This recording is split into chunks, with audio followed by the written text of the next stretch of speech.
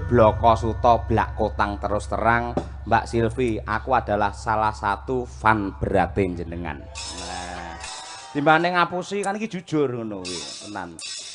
Lah kok sak kula lho jenengan ngefan kula enten apane lho kula, Pak. Loh, sampean aja merendah.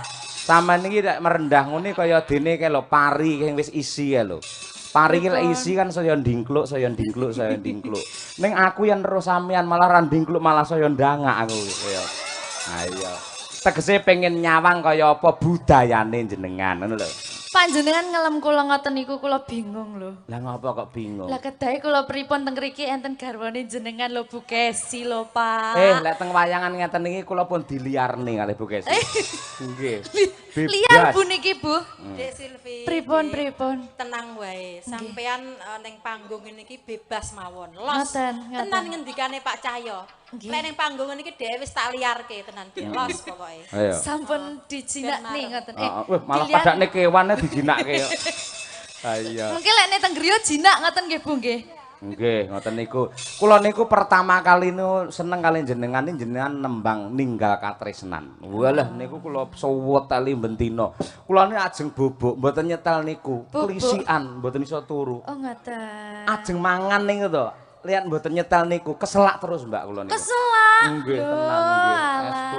Ngoten nggih Pak. Lha jenenge napa niku Kaprawasa Dewaning Budaya ngoten niku. Nggih. Mboten kok terus kula secara pribadi cinta kalian panjenengan. Mboten mungkin, mboten mungkin. Mboten mungkin jenengan gelem kali kula.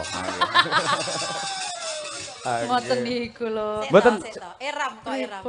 Eram ya Dek Silvi. Lho nggih lho Bu. Beh, tenan iki bojoku bengi iki jan ngirangi. aja ngirangi, garangan ngono lho. Wis to. Ha iya. Kok iso tetek-teteke atine lho ngomong ngene nek bojone ning kono ngelem-ngelem wong wedok liya. Titenono tekan omah tak sampluk parut lho. Nggih Bu, leres. Kula lene dados jenengan nggih ngoten Bu. Mangkel kula Bu, pun jenengan garap mengke. Mboten ngoten. Ngene lho Bu Kesi. Pripun? Mbak Silvi lagi pertama kali gabung di Madangkara gitu. Kita buat tamu ini nyaman dengan kita. Carane membuat nyaman harus kita digrapiaki, dihormati, dihargai ngono kuwi. Iya Dek Silvi, maafkan Bu Kesi ya Dek. Lah lek nganti upamane aku langsung kasar, Silvi opo kaya ngono? Rupane ayu, aku seneng ngono kan kleru gitu. Kleru to. Lah dilokne mesti kapok ora gelem melok awake dhewe ne lek dialembono supaya lebih dekat. Nggih. Antara kita ngono kuwi ya. Nggih, matur sembah nuwun Bapak nggih. Wah, aja bapak tuwek banget aku. Lah pripun, Om? Om. Nggih, ngoten nggih saged. Nggih, ya bener bapak wau. Mergo niku tinggi rambu-rambu nggih bates nggih garis. Ayo. Kedah enten garise nggih Pak nggih. Nggih, ngoten Nggih, niku. matur sembah nuwun Bapak. Nggih. Monggo Sembah menyapa nuwun, para Ibu. lenggah nika monggo, Pak. Nggih, saderengipun kula aturaken sugeng dalu kagem sedaya mawon para warga Melarak Ponorogo. Gontor. Gontor. Nggih. Gontor Ponorogo. Matur sembah nuwun rawuhipun Pak Bu ingkang sami tumplek blek dados tunggal teng mriki. Mugi-mugi panjenengan sedaya tansah manggih karahayon. Amin. Tumplek napa, Mbak? Tumplek blek. Ah iya, tumplek blek. Apa to tumplek blek iki? Dados tunggal wis dadi siji ngenten lho, Pak. Dadi siji ya. Niku nganu to, kata-katane Bu Kesi nika pas teng YouTube kula ningali lho kok apik. Kata-katane tumplek blek akhire tak contoh. Oh, alah nggih. Nyonto sing apik-apik mboten Lah napa-napa. nggih, sae to Pak niku. Sae ning Bu Kesi ngoten niku sing ngajari kula asine. Nggih, ngoten niku. Dadi lek jenengan kudune matur nuwun mboten kalih Bu Kesi ning kalih kula. Nggih. Nggih Pak nggih. Nggih sami-sami. Alah mbuh aku iki. Aku iso bingung dhewe, iso bar apa ora wayangane kaya. Wes. Panitia le pinter golekne bintang tamu wes jan iso. Nggih, matur sembah nuki. Nuwun ugi kagem panitia. Wis jan kompak Pak panitiane niki wau. Kompak nggih? Nggih. Lah kula niki wau ngepost enten ping kalih lho Punan. Ngepas ping kalih. Nggih. Lho tak endandet entak tude entak ngoten. Mboten kula bidal saking hotel niku diposne teng griyane Pak. Sinten mau Mas? Mas Bowo. Nggih, teng riku kula ken maem. Nggih. Mas Pak Bowo matur sembah nuwun. Lah nika piyaine. Nggih, Eh. matur sembah nuwun. Mesti mau ngejak foto kalian jenengan mesti. Oh, Nggih. oh mesti pengen panitia pengen foto kalian jenengan. Ojo kok panitia kula pengen. No. Lah ngoten niku. Terus Mbak terus. Ini Lah, hanya untuk penyegaran. Nggih, terus ditawani maem kula Pak, Mbak nyuwun napa sate kambing napa sate ayam. Ngoten. Terus nggih. Terus kula mboten Pak, kula diet nggih sajake kan nggih sungkan ngoten. Nggih. Terus kula nggih ayam mawon lek ngoten. Oh, ngoten kula wau nggih ditawani kali panitia. Napa Pak Dalang kopi napa teh aku ya omong susu. Nggih, kesehatan lho niku 4 sehat 5 sempurna nggih to. Nggih. Lajeng ngoten ken ngepos malih, Mbak, bibar niki teng griyane Pak Iwan nggih. Pak Iwan niku sinten? Pak Iwan Kancil. Nggih, Pak. Pak Iwan Pundi Kancil. piyayine Pak Iwan Kancil wau? Nggih, matur sembah nuwun. Baru kula Pak kula tak teng panggung nggih selak sungkan kula mengke ngoten. Sik to Mbak, engko ae sik ning kene. Terus kula minggahe jam 12 wau mboten napa-napa nggih. Jane sampeyan tak enteni ke jam 7 mau lho, Mbak. Tegese aku pengen silaturahim, pengen setelanku mbanyol apa, lagune apa ngoten niku. ngoten lha nggih. Dina rada bengi le munggah kula rada napa niku kaya ilang bayu otot kula ngoten niku nggih. Ngoten niku. Ning bareng jenengan pun munggah wah tenan Mbak nggih. Jenengan tulung agunge pundi to, Mbak? Kula ngunut Pak, Tulungagung ngunut. Loh, Kecamatan Ngunut ngunut. karo pasar sapi ngendine. Sing diapali kok pas niku. Lah sing viral kan niku. Nggih Bang Jo niku lho puntine kan Bang Jo. Nggih, mboten sampai Pak, lene saking Kilen Pulau Sari, Kecamatan Ngunut, desane Pulau Sari niku ngunut sing paling Kilen, Pak, nggih. mboten sampai pasar. Jenengan desane napa? Pulau Sari. Pulau Sari. Nggih. Oh, alah Pulau Sari. Kalih Sarian puntine. Ya Allah. Lah mosok sak desa ora enek kuburane. Nggih. ayo. Nggih. Mboten sampai Pak, Mboten sareane sampai. tebih kok. Oh, nggih. Mon to mengke kula Sherlock. Wah iya, nggih. Siap. Mbak Nembang, iki sik ninggal katresnan sik aku pengen kuwi secara langsung iki kaya apa. Langsung ngoten nggih, Pak. Nggih, ngoten niku. Dadi niku mboten berperan sebagai dalang mboten. Kaya sing ditanggapne kaya sing disunatne kula niki. Dadi njaluk dhewe kula nggih ngoten. Nggih. Anu, Pak, Brahma Oh. teng pundi, Pak? Brahma anak kula to? Nggih. Endi? Lah nika Brahma Bram ngadeg kok le. Diluk wae. Diluk ngadeg. Niki Nyeleh. calonipun dados santri wonten ing Ngabar niki. Iki lho. Ya Allah gantenge. Pak kula pek angsal, Pak. Pek piye maksude? Nggih kula pek anak. Lek ngepek sak bapake no. Bu, ya Allah. Lho, lek ngene lho lek nganti bocahe kangen goleki terus piye? Bapak ngono piye jajal? Stop, intermezzo. Budrek aku, Bu. Tak omongi. Wah, iki lek ngene iki rasa dinengne lek iki ngene iki. Sik to. Ada apa istriku? Siap. Dipek sak bapake. Pede men to sampeyan. Maksudnya ngene lho, ben kok kan ra tega bocahe sik kelas 6 SD kok. Lek pamane karo Mbak Silvi digoneng Tulungagung. Lek nganti sing ngopen iki tanggapan terus kok iki. Ngono to, gek garwane pembalap pisan, ya to. Sing ngopeni sapa kan kudu niliki rono. Piye Bram keadaanmu ngono kuwi. Sampeyan pengen dipek tenan? Enggak Brama kok. Loh, tapi mau cirose sak bapake pisan ngoten nih. Ora bapake ngetutne ngingo ngono lho ngendangi ngono lho ora. Mak teratap lho Bu aku, Bu. Iya, Dek wis to kono. Kono pek. Ora Mbak, nembang Mbak, aku kangen suarane jenengan coba nggih. Ning dibawani lho ninggal katresnan. Bawane napa bebas manut karo jenengan nggih. Pangkurinoso niku nggih saged. Ayo. Monggo. Pangkurinoso nggih. Nggih, coba kaya apa. Wah, jan contone utawa tanda-tanda lek bintang tamu iki mikir mesti kretip-kretip kok. Ayo. Nggih, ngono kuwi. Ayo. Tak cepet bar iki. Iya. Nggih. Ya, Mbak. Coba.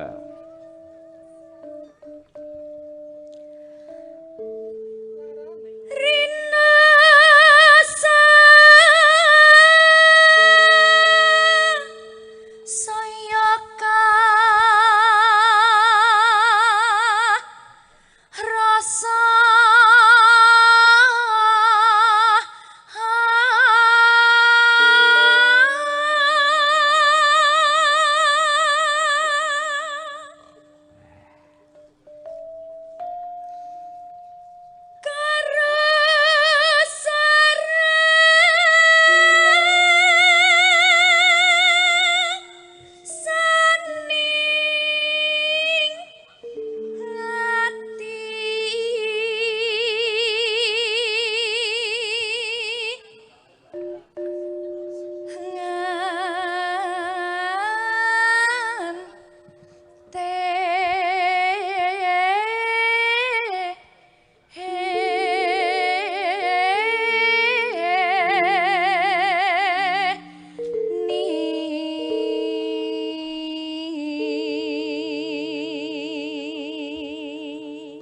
halus suarane, Mbak. Yayene ya halus kok ya. Ngene iki ngrungokne suarane Mbak Silvi ning YouTube, terus ade nyetel iki nang nggen lincak ngarep omah jam 12 awan. Delalah kok ya kopine kentel, kopi ireng kae, ya to, ngerokok kretek kae, terus apa jajane gedang goreng panas. Bar kuwi tukang kredit teko. Ya, Mbak.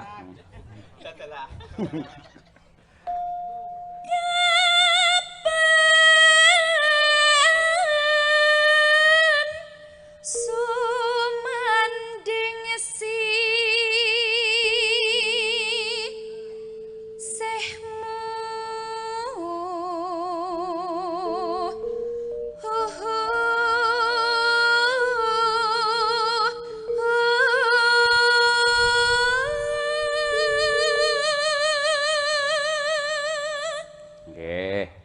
jan Mbak Silvi nembang Pangkurinoso wedang jaene teko. Wah, jan pas iki. Mesti dikekne aku ya mesti nggih.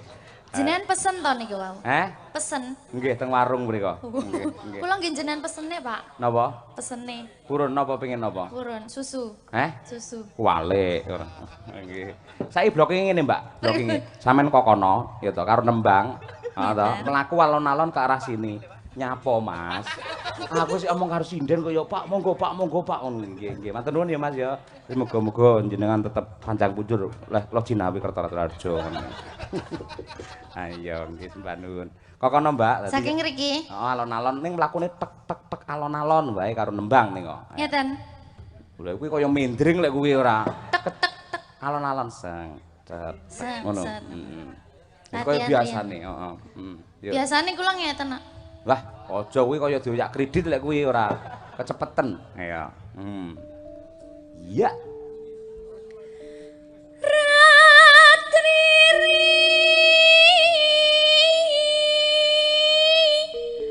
nasa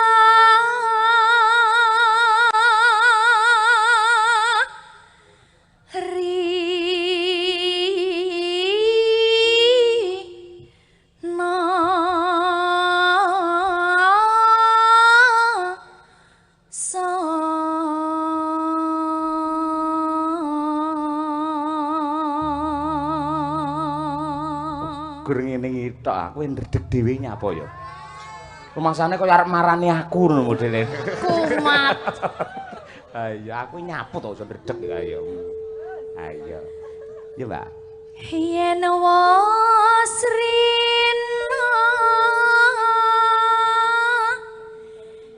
hengkal ratri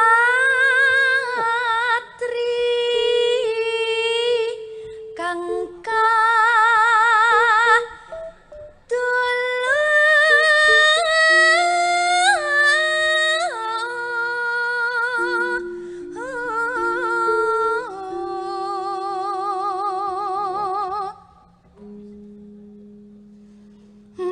sliramu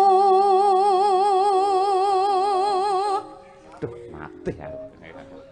tanah liya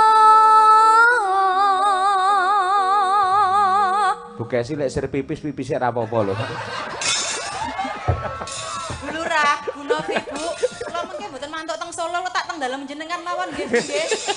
Kula teng dalem jenengan, kula mangopeni, mangingoni, kula sego pecel mawon kula niku. Kula wah mulai teng Solo, Bu. Lah sing ngancane aku ning Solo sapa Bukesi ngawut ae ora. Ngoten niku ora. Iso jantungku kuwi arep ceblok no, Mbak nyapa. Iki jar sujar lek ceblok jupun lho jantungku jar. Ayo. Ayo. tak tresnani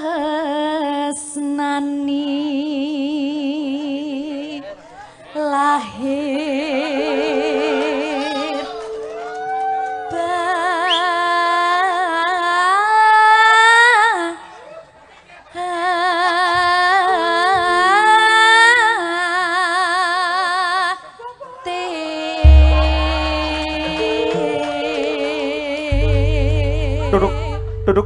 Duduk. Nimas Pendoro wong ayu sing kaya godhong tunjung netrane. pripun Kang Mas lumaing jagat kureping langit. Ya mung kowe sing bisa ngrengga tumraping sanubari.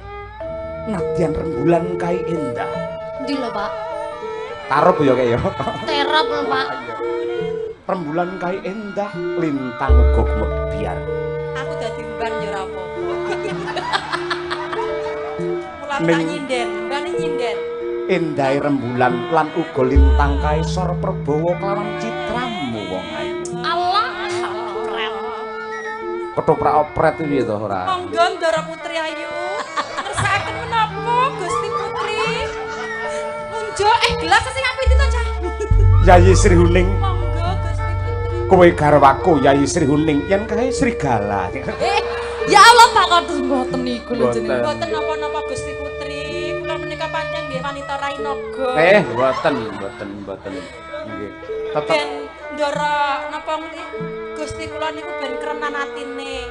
Kang pinanggih kalih piyayi cantik kados panjenengan niku teng griya mboten nate ngertos piyayi ayu lho Gusti Putri. kula iki gampang gumun, aja kok wong wedok ayu. Kula ngerti wedhus ayu kula uyah pundi-pundi ngoten niku. Monggo dipunlajengaken Gusti Putri Ndara. Kula tak lenggah malih. Bu Lurah, kula mengke mboten asal Bu. Pak kula wedi lho, Pak. Ora santai. Duduk. Oh. Nggih, kula susu ya wedi ya, Mbak. Mas sama aku ora wedi wong aku ya orang beriman kok nggih. Inilah kebutuhan panggung gitu, ben Nggih. menghibur warga masyarakat teng Gontor. Yen terhibur penggalihe otomatis kan padang to, pikire padang nyambut gaene semangat, yen nyambut gawe semangat otomatis penghasilane rezekine melimpah ruah. Itu tujuan kita untuk masyarakat ing Gontor mriki ngoten niku. Alhamdulillah. Jenengan nggih remen to? Napa? Kula teng mriki. Heh? Heh. Remen ning aja suwe-suwe. Suwe-suwe iki lho sawangan. Budrek aku Pak Yohan, Pak. Wah, tembunge Tulungagung budrek ayo ayo. Ayo. Nembang nggih, Pak. Heeh, mosok yaine arep nyopet sampean ora ya nembang no nggih. Ninggal katresnan ngene, Mbak. Pripun? Pertama langgam sik, yang kedua engko dijaranke. Nggih. Ya coba kaya apa iki? Asline kaya apa? Nggih. Enggak, ojo iki halusan kok nggih. Alus Monggo kula. nggih, Mbak Silvi Kumalasari. Oke. Yuk. Nangis sak